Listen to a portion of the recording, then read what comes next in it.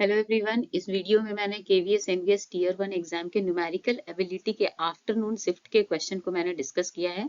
ये एग्जाम आज ही हुआ है 11 जनवरी 2026 और ये आफ्टरनून सेशन का क्वेश्चन है। इसमें 20 क्वेश्चंस पूछे गए थे और सारे क्वेश्चंस को मैंने वन बाय वन पूरे डिटेल में सॉल्व किया है। तो चलिए शुरू करते हैं।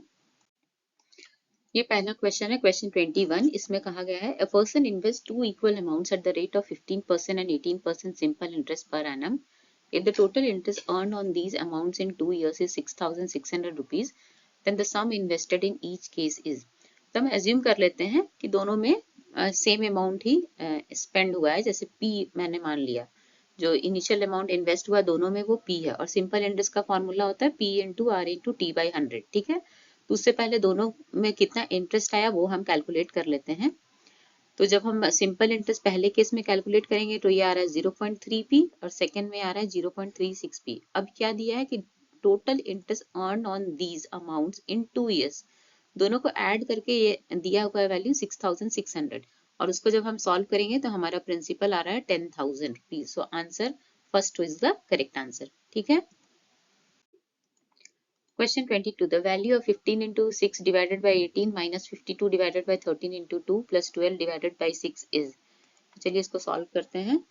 15 into 6 divided by 18 को मैंने ऐसे लिख दिया है, minus 52 divided by 13 into 2 plus 12 divided by 6. So 6 times 2 is 12, 13 times 4, 6 times 3 is 18 और 3 times 5। अब इसको आप सॉल्व कर लीजिए तो ये आएगा 5 minus 4 into 2 is 8 plus 2, 5 plus 2 7 minus 8, so answer है -1। so answer 3 is the correct answer. Next question. A bus covers a journey of 420 km in 6 hours 30 minutes. The first 75% of the distance was covered at a speed of 63 km per hour. What was the speed of the bus for the rest of the journey? तो सबसे पहले इसमें ये find out करेंगे कि 75% of 420 kilometre कितना distance होगा और उतना कवर करने का स्पीड दिया है, तो हम टाइम निकाल लेंगे कि कितने टाइम में उतना डिस्टेंस इसने कवर किया है। ठीक है, तो 75% of total distance is 315 kilometre और टाइम निकालेंगे तो टाइम का फॉर्मूला होता है डिस्टेंस बाय स्पीड, तो ये आ गया 5 आवर्स। पर टोटल जर्नी का ड्यूरेशन है 6 आवर 30 मिनट्स, उससे अगर हम 5 आवर सब्ट्रैक्ट कर देंगे इसका मतलब remaining journey he has covered in 1.5 hour. ठीक है, तो हमारा डिस्टेंस कितना बचा, 315 किलोमीटर तो इसने ऑलरेडी कवर किया। कितना बचा है 105 किलोमीटर और टाइम कितना बचा है 1.5 आवर। तो स्पीड का फॉर्मूला होता है डिस्टेंस बाई टाइम, इसको डिवाइड करेंगे और आ गया आंसर 70 किलोमीटर पर आवर। तो इसका आंसर होगा answer 2। Next question 24. LCM and HCF of two numbers are 7,056 and 28 respectively. If the first number is divided by 3, the quotient is 84 and the remainder is 0, then the second number is. देखो, पहला number को 3 से divide किया, quotient 84 है, reminder 0, इससे तो हम पहला नंबर निकाल ही सकते हैं। पहला नंबर होगा 3 into 84।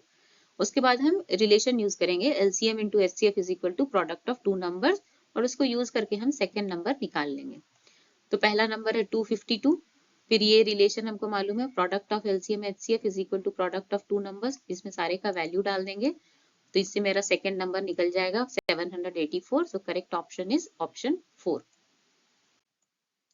Next question. When a number is divided by 72, the remainder is 57. What will be the remainder when the same number is divided by 18?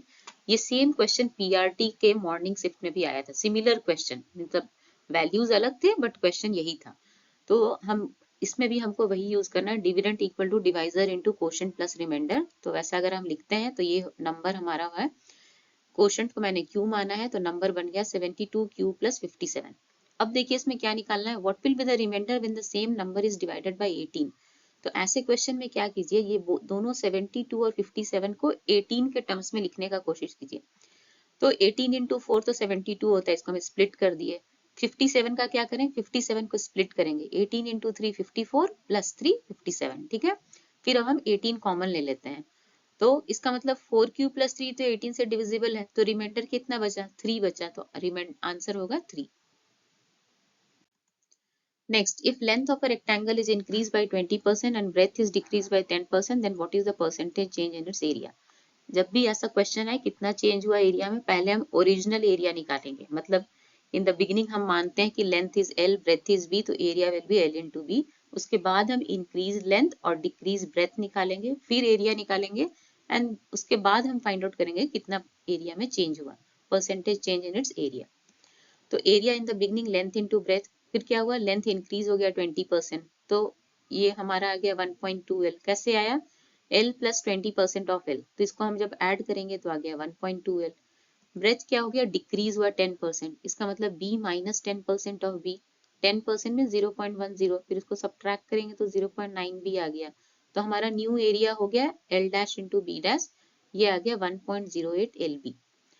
यहाँ पे बिगनिंग में क्या था, केवल एल बी, ठीक है, अब इंक्रीज होके हो गया 1.08, ठीक है, तो कितना का इंक्रीज हुआ, 1.08 माइनस 1, ठीक है, new area minus original area, new area is 1.08, original area was, LB को ए डिनोट किया, ठीक है, क्योंकि यहाँ से देख रहे हैं एलबी इज ए, तो न्यू एरिया जो है वो 1.08 ए हो गया। अब इसका डिफरेंस हो गया 0.08, तो परसेंटेज चेंज का क्या फॉर्मूला होता है, change in amount divided by original into 100, original was what, A, तो इसको अगर हम डिवाइड करेंगे और सिंप्लीफाई करेंगे तो हमारा आंसर आ जाएगा 8%, और यहाँ पे देखिए एरिया इंक्रीज हुआ है, 1 से 1.08 हो गया है, तो इसका ऑप्शन होगा 2। Next, the difference between the simple interest and compound interest on a certain sum for 2 years at 5% per annum is 42 rupees. Then the sum is, simple interest निकालेंगे, compound interest निकालेंगे, दोनों का difference करेंगे और calculate कर लेंगे area, ठीक है, इसका sum का अमाउंट कैलकुलेट कर लेंगे। तो सिंपल इंटरेस्ट का फॉर्मूला तो हम जानते हैं, P into R into T by 100, rate दिया है 5%, टाइम इज 2 years, इसको सॉल्व करेंगे तो सिंपल इंटरेस्ट आ गया। कंपाउंड इंटरेस्ट का फॉर्मूला होता है P into 1 plus R by 100 whole time minus 1, इसमें सारा वैल्यू को डालेंगे तो कंपाउंड इंटरेस्ट आ गया 0.1025 P। अब दोनों का डिफरेंस का वैल्यू दिया है 42, फिर इसको सॉल्व करेंगे तो प्रिंसिपल मेरा आ जाएगा 16,800, जो कि आंसर है third. Next, if on selling 50 articles, a shopkeeper earns a profit equal to selling price of 10 articles, then gain percent of the shopkeeper is। तो सबसे पहले क्या दिया है, profit on 50 article is selling price of 10 article, और profit कैसे निकालते हैं, selling price minus cost price, so 50 into selling price minus 50 into cost price is equal to 10 into selling price. फिर इसको अगर हम सॉल्व करते हैं तो हमारा आ गया relation 40 into selling price equal to 50 into selling cost price. फिर इससे हम, मेरा कॉस्ट प्राइस और सेलिंग प्राइस का एक रेशियो आता है 4/5, इसका मतलब जब कॉस्ट प्राइस 4 यूनिट है तो सेलिंग प्राइस है 5 यूनिट, ठीक है, तो गेन कितना होगा, 5 माइनस 4 1 यूनिट का, तो गेन परसेंट कैसे निकालेंगे, gain divided by cost price into 100, ठीक है, तो gain is 1, cost price is 4 into 100%, तो सॉल्व करके आ गया 25%, so answer is option 4। Next, A and B can complete a work in 8 days, B and C can complete the same work in 12 days, while A, B, C can complete the same work in 6 days. In how many days can A and C complete this work? तो इसके लिए सबसे पहले A कितना time लेगा, C कितना time लेगा, individually निकालते हैं। तो कैसे निकालेंगे, तीनों का मिला के दिया है 6 डेज, ठीक है, और A और B का मिला के दिया है 8 डेज। अगर हम इस दोनों को सब्ट्रैक्ट करेंगे तो हमको C का पता चल जाएगा कि वो कितना टाइम लेगा। सेम वे ये A प्लस बी प्लस सी से अगर हम B और C का सब्ट्रैक्ट करेंगे तो हमको A का मिल जाएगा। तो चलिए करते हैं, A प्लस बी का complete the work in 8 days, मतलब A प्लस बी का 1 डे का वर्क है 1/8, B प्लस C का है 1/12 और A plus B plus C का है 1/6। अभी हम क्या करेंगे, A plus B plus C से A माइनस बी सब्ट्रैक्ट करेंगे तो हमको C का पता चल जाएगा कि वो 1 डे में कितना वर्क करता है। उसी तरह अब हम A का भी फाइंड आउट कर लेंगे, A plus B plus C minus B plus C. अब हमको क्या निकालना है, how many days A and C complete this work together, so A plus C निकालेंगे, ठीक है, तो A प्लस सी हमारा आ गया 1/8, इसका मतलब वो 8 डेज लेंगे पूरे वर्क को कंप्लीट करने के लिए, तो आंसर होगा first option. Next, the number of watches sold by a shopkeeper in the last 6 months of a year is given in this table. The total number of watches sold in the month of August and November is what percent of the total watches sold in these 6 months.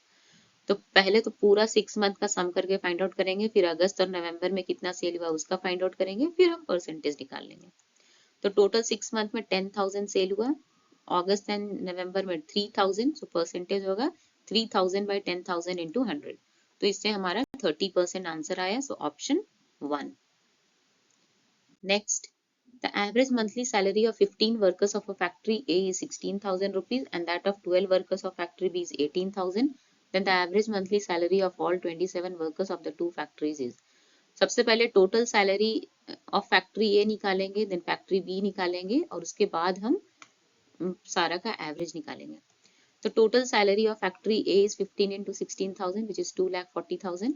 Then total salary of factory B is 12 into 18,000 which is 2,16,000 और दोनों को अगर add करेंगे तो आ गया 4,56,000 और इसका average क्या होगा 4,56,000 डिवाइडेड बाई 27 और इसको हम सिंप्लीफाई करेंगे तो आ गया 1,52,000 by 9 option 2. Question 32. A shopkeeper bought a machine for 7,50,000 and sold it at a discount of 10% on the mark price. If he suffers a loss of 30,000 then what was the mark price of the machine? तो दिया है he bought means cost price is given, loss is given, तो हम selling price find out कर लेंगे पहले. ठीक है, तो selling price is cost price minus loss आ गया 7,20,000. फिर हम निकालेंगे अगर मार्क प्राइस और डिस्काउंट मालूम है तो सेलिंग प्राइस होता है mark price minus discount percent of mark price. ठीक है, तो सेलिंग प्राइस हो गया एमपी माइनस 10% का डिस्काउंट है 10% ऑफ मार्क प्राइस. इससे हमारा सेलिंग प्राइस का वैल्यू आ गया 0.9 into mark price. Already selling price दिया है 7,20,000 तो उसको सॉल्व करके मार्क प्राइस हमारा 8 लाख आ जाएगा तो आंसर 1 होगा. Next, the ratio of two number is 3:5 and the product is 2160 then the sum of the two numbers is. सबसे पहले रेशियो को x मानेंगे तो पहला नंबर 3x है दूसरा नंबर 5x और दोनों को मल्टीप्लाई करेंगे तो 15x square is 2160 so x square is 144 is the square of 12 so x is 12. तो ये तो हमारा x का वैल्यू आया. नंबर्स क्या है 3x और 5x so 3 into 12 and 5 into 12. अब इन दोनों का सम 96 so option 1. What are the next two numbers of the series 4, 8, 24, 96? ये बहुत ही सिंपल है. 4 into 2 8, 8 into 3 24, 24 into 4 96. तो उसके बाद होगा 96 into 5 जो कि 480 है and 480 into 6 is 2880. So answer होगा option 2. Next, which least number should be subtracted from the number 696 to make it a perfect square? तो इसके लिए क्या कीजिए इसका लॉन्ग डिविजन मेथड से इसका आप स्क्वायर रूट निकाल लीजिए और जो रिमाइंडर होगा वो इसको सब्ट्रैक्ट कर लेना है. ठीक है, सो 2 times 2 is 4.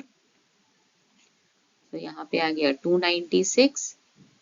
फिर यहाँ पे हम यूज कर रहे हैं 4 डबल ऑफ कोशेंट. फिर यहाँ पे अगर हम 46 into 6 करेंगे तो 6 6 जा 36 276 आ रहा है. ठीक है, तो यहाँ पे हम 6 यूज करेंगे. 7 यूज करेंगे तो नंबर बड़ा हो जाएगा तो हमारा रिमाइंडर आ गया 20. इसका मतलब इसमें से हम 20 रिमूव करेंगे. 696 माइनस 20 जो होता है वो 676 है और 676 तो 26 का स्क्वायर होता है तो इसका आंसर होगा option 4. Question 36. If an operation this is such that A that operation B is AB minus 2A plus B then find the value of this. तो बहुत सिंपल है. जस्ट ए को ए की जगह 7 और बी की जगह 1 से रिप्लेस कर देना है तो ये बन गया. इसको सॉल्व करना है. 7 into 1 is 7 minus 14 plus 1 और 7 minus 14 is minus 7 plus 1 so answer is minus 6 option 1. Next, reciprocal of the sum of the reciprocal of fractions 2 by 5 and 7 by 8. देखिए ये बहुत ही सिंपल क्वेश्चन है लेकिन थोड़ा सा ट्विस्ट कर दिया है. आपको सम किसका निकालना है, इन दोनों का नहीं, इसके रेसिप्रोकल का. तो 2/5 का रेसिप्रोकल होता है 5/2, 7/8 का होता है 8/7 और उसका ऐड कर देना है. ठीक है, तो ऐड करते हैं तो 51/14 आता है लेकिन आपको आंसर देना है उसके सम का रेसिप्रोकल. तो इसको फिर से रेसिप्रोकल करेंगे तो आएगा 14/51. So correct answer is option 3. Question 38. An examination consists of two papers of 140 marks and 150 marks. A candidate scored 35% marks in the first paper of 140 marks. What percent marks should be obtained by him in the second paper so as to score 50% marks in the two papers together? सबसे पहले दोनों paper का total marks कितना होता है वो find out करेंगे. फिर इसका 50% वही उसका रिक्वायरमेंट है, राइट. So 50% is 145. अब इसको कितना मार्क्स आ गया है पहले पेपर में 35% ऑफ 140. इतना वो स्कोर कर लिया 49 मार्क्स. तो अभी कितना उसको और चाहिए. सो 145 माइनस 49 उसको 96 मार्क्स और चाहिए. ठीक है, तो परसेंटेज क्या होगा 96 by 150 into 100%. तो इसको सॉल्व करेंगे तो आ गया answer 64% option 1. Question number 39. An 8-digit number 62x99265 is divisible by 44, then the maximum value of x plus y is. अगर ये 44 से डिविजिबल होगा, इसका मतलब इसको 4 और 11 से भी डिविजिबल होना है। ठीक है, 4 का डिविजिबिलिटी रूल क्या होता है? लास्ट का 2 digit should be divisible by 4। तो इस जो हमारा y का जो ऑप्शन है वो 0 हो सकता है, 4 हो सकता है, 8 हो सकता है, क्योंकि 60, 64, 68 इज डिविजिबल बाई 4। फिर 11 से डिविजिबल होने का क्या रूल है? ऑल्टरनेट डिजिट का सम फाइंड आउट करेंगे both even and odd place में, और उसका डिफरेंस चाहे तो 0 होगा या मल्टीपल ऑफ 11 होगा। ठीक है, इसका मतलब y प्लस, पहले हम y ले रहे हैं, फिर 2, फिर 9, फिर 2, इसका सम निकालते हैं।